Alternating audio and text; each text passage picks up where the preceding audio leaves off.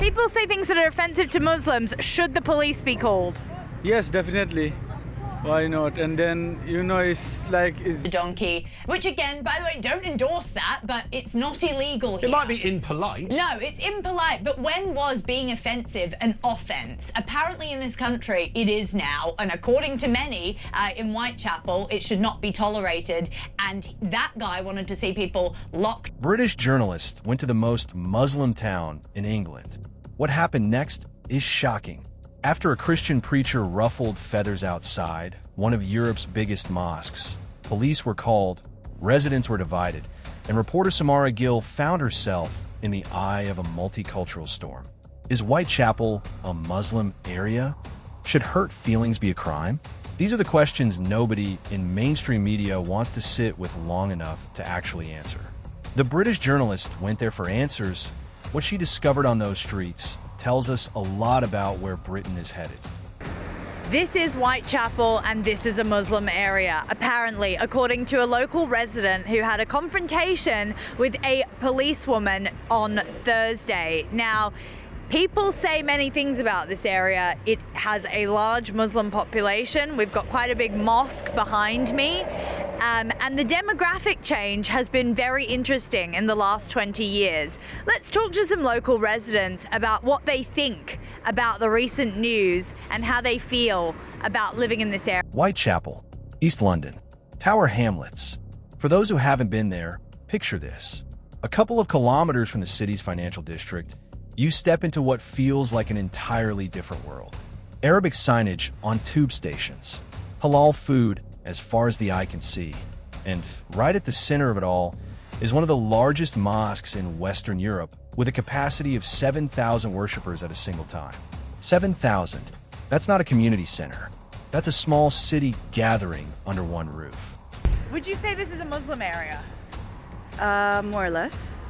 Is Whitechapel a Muslim area? Well, apparently it is, but for them to even be proudly say this is a Muslim area, when Christians are trying to live there too, is totally unacceptable. Yeah, definitely. It's Muslim area. Mainly Muslim people living around here. It is a Muslim area. Yeah? Lots of Bengali people and Muslim people live around this area. Excuse me, is Whitechapel a Bengali area? Yeah, Bengali area, Yeah? Bengali. Yeah. Yeah? You don't think so? No. No. And we just came here about half an hour back, so it's too early for us to comment. Okay, fair enough. And even if it is, it doesn't really matter.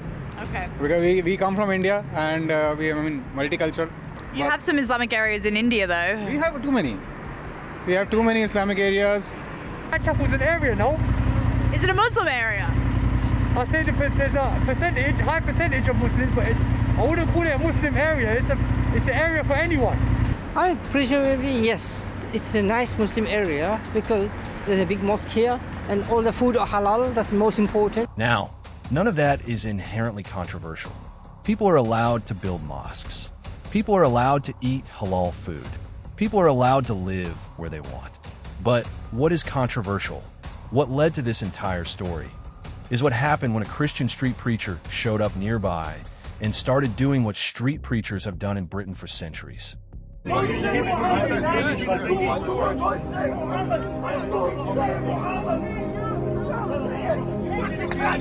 guys, welcome back. So a new video from Whitechapel is going viral online. The video shows a Christian street preacher speaking about his religion.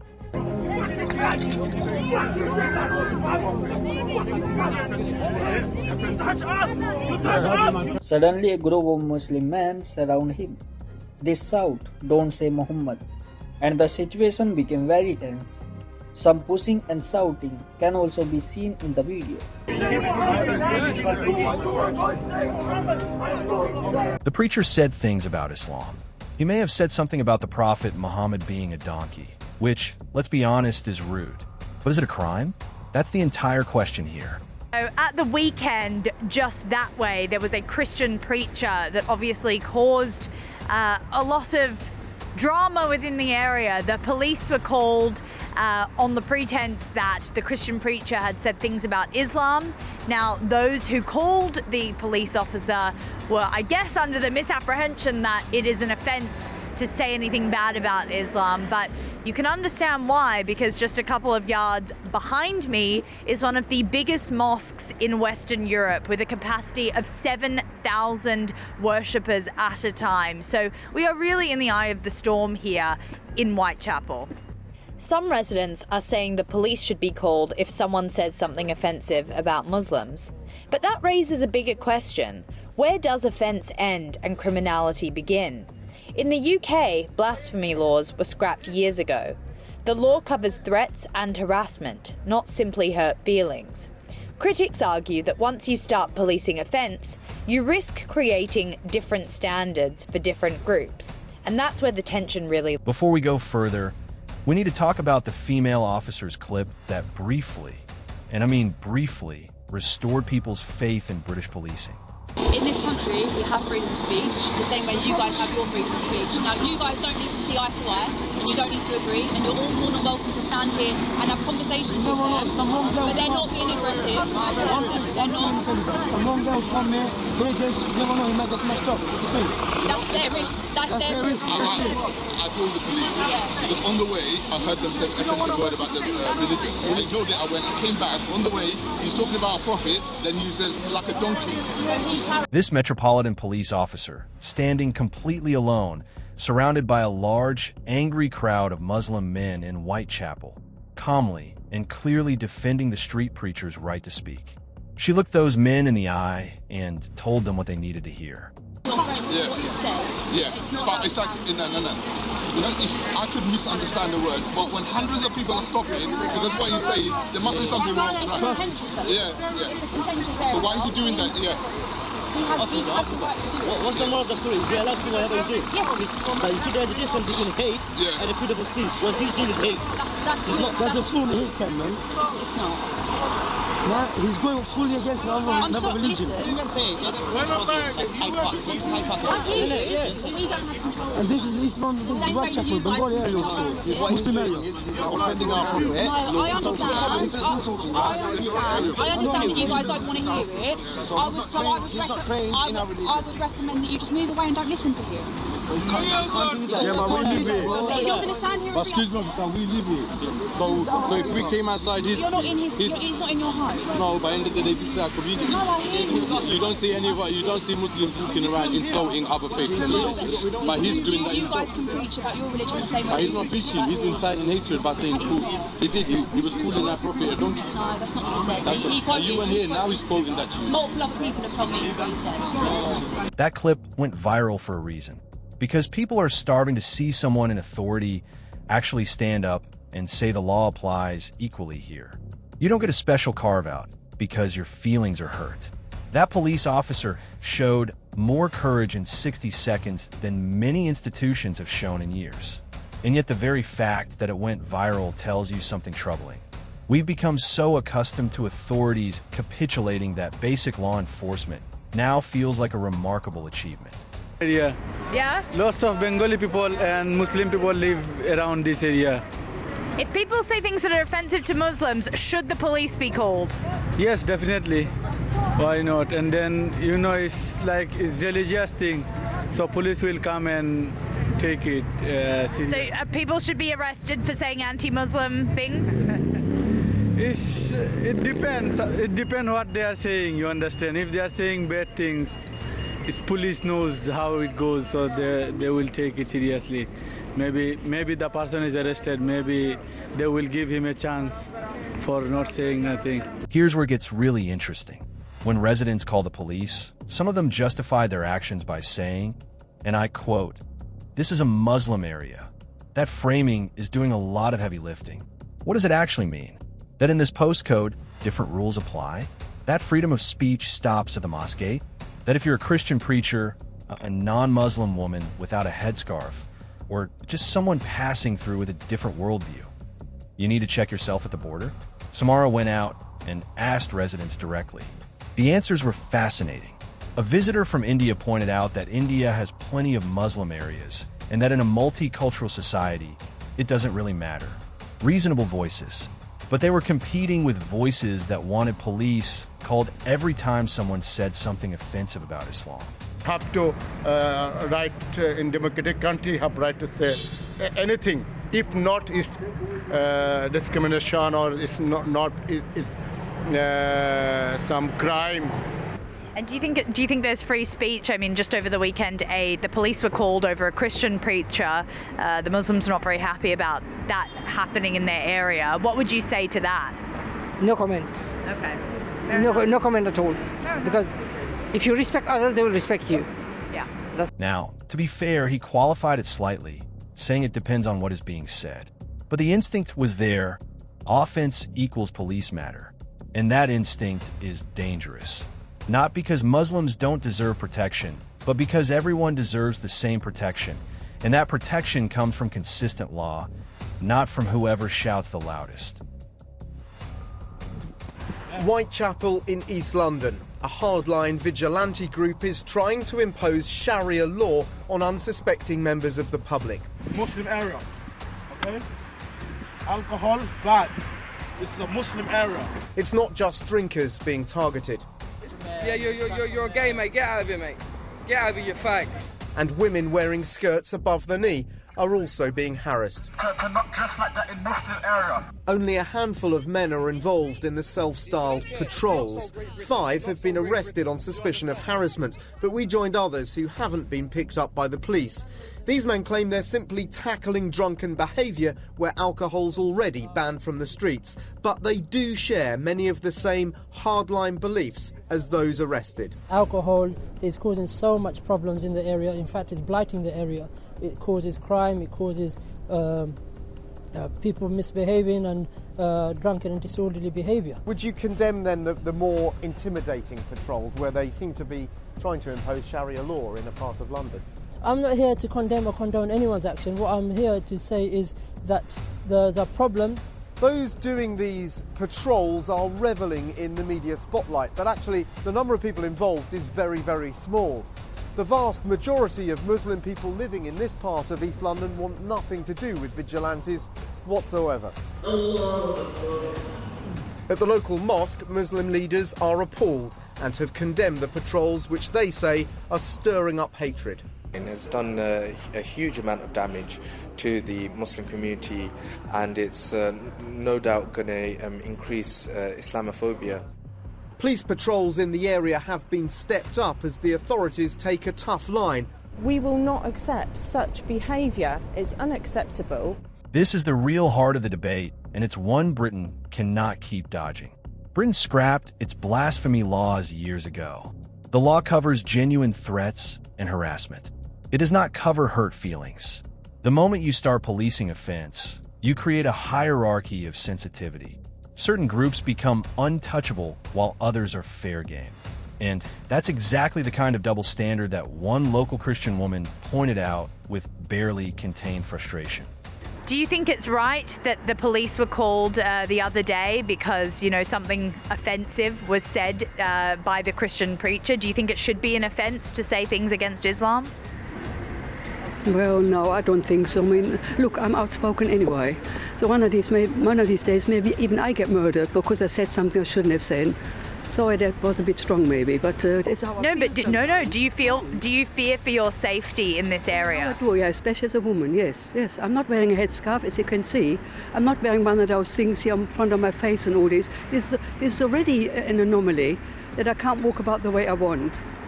I think that if push comes to shove, I think protection is important. I think if a group is being attacked, then we do need to kind of think about protection mechanisms. What Samara's reporting also pulled into focus is the deeper, thornier issue sitting underneath all of this: integration. Or more accurately, the lack of it. Well, is Whitechapel a Muslim area? We certainly asked a lot of residents that. It seems like the reviews are mixed. Some people do feel like it is. Some people feel like integration has been successful here. As for me, I mean, I'm half Indian myself. I feel a little bit out of place here. I mean, we've tried to interview many different people. A lot of them, especially the women, not wanting to come forward and talk on camera. So demographic change in the United Kingdom is certainly happening. I'd be very interested to hear what the audience has to say about that. I mean, it's kind of the common sense of a 6-year-old, this. Samara Gill, our reporter, usually with breakfast, is still around. She works that hard. It's like 3:30 and you're still here. I can't believe it. I mean, genuinely. Falling asleep, but only for you, Ian. I know. Only This for is you. brilliant. Like, other presenters have said, Samara, come on. She's like, no, sorry, too busy. For us, she came on, which was brilliant. You went down to Whitechapel yesterday. Yeah, I did. And talk about face coverings. There was a lot of those around. I mean, it was a very interesting experience. I haven't spent a lot of time in that area. Myself, being Australian, you know, I wasn't used to a community like that where integration has seemingly failed in some sort of way, which I'm not saying is necessarily a bad thing, but it's quite confronting when you see that there are full communities living their own way of life within the United Kingdom, and just down the street from here, really, a couple of kilometres. So, yeah, it was. I used to live in that area, by the way. Oh, did you? Just around the corner in Bow. So it's all part of Tower Hamlets. And my sister came up to see me. And this is absolutely true. And this, again, there's nothing to do with whether it's good or bad. That isn't the issue. The fact is, I think she thought I'd laid on a group of actors to go, hey, look, it's East London. Because she's thinking she was going to see something from EastEnders, you know. There's going to be Barbara Windsor there pulling a pint in a pub or something. So, yes, if you haven't seen another culture existing within a culture, that is quite interesting. Walking through Whitechapel has become a genuinely confronting experience because you're looking at a fully formed parallel community operating largely on its own terms within Britain. A community where, as the journalist observed, women in full face coverings were the norm, where male relatives stepped in to answer questions on behalf of women who declined to speak, where Arabic was displayed on public signage. When you think literally wherever I look, it is a different culture. It's not a pejorative, it's not a criticism, but it absolutely is different. Well, they've really siloed themselves off, and I think British culture is something that should be embraced when you come here as an immigrant. It's something that is, you know, something to absolutely be proud of. And unfortunately, the key issue here is that within that video that you just showed, the police were called because the preacher had said something about Muhammad. Now, I'm not saying go out and say bad things about Muhammad. No one should be doing that. I completely, you know, don't endorse that type of behaviour. But what was said to that policewoman is, this is a Muslim area and this type of stuff should not be tolerated. And last time I checked, we don't have blasphemy laws. It's completely legal to say whatever you want about any sort of religion. So I took to the streets. I asked quite a few people what they thought, and I got an interesting response from this man who said that it is, in fact, a Muslim area. What this Whitechapel story really is, beneath all of this, is a mirror. Britain is being forced to look at itself and answer some uncomfortable questions. What does freedom of speech actually mean when it becomes socially and sometimes practically dangerous to exercise it in certain areas? What does multiculturalism mean when it produces not a blended society, but a collection of parallel ones? And perhaps more importantly, are the rules the same for everyone? I've said before, you know, my dad's Indian. I've got no issue with that. But I speak even from my perspective. It's really important to embrace the culture that you're coming into, because that's when we start to have community tensions and community cohesion. When these people fully believe that laws like protecting Muslims over others should exist. I mean, that guy there on the street clearly doesn't understand the laws of the country that he's living in right now. It's so weird, isn't it? One of the accusations was that somebody called the prophet a donkey or something like that. Yes. The preacher did. Not illegal. Yeah, this is out of a Monty Python sketch, you know. Did you say Jehovah? You called him a donkey? It's like, who cares whether you called anybody a flipping donkey, for goodness sake? Yeah. Nobody cares. Well, exactly. And they come, obviously, from countries where, yes, maybe calling Muhammad a donkey, which, again, by the way, don't endorse that, but it's not illegal here. It might be impolite. No, it's impolite. But when was being offensive an offence? Apparently, in this country, it is now. And according to many in Whitechapel, it should not be tolerated. And that guy wanted to see people locked up for saying bad things about Muhammad, and I do really worry that we might be going down a slippery slope. So, is Whitechapel a Muslim area? Technically, no. Demographically, largely yes. Legally, irrelevant. Because in Britain, no area belongs to one religion, one culture, or one set of rules. At least, that's how it's supposed to work. Whether it still does, well, that's the question these streets are forcing the whole country to answer. Drop your thoughts in the comments. Share this if it makes you think. And we'll see you in the next one.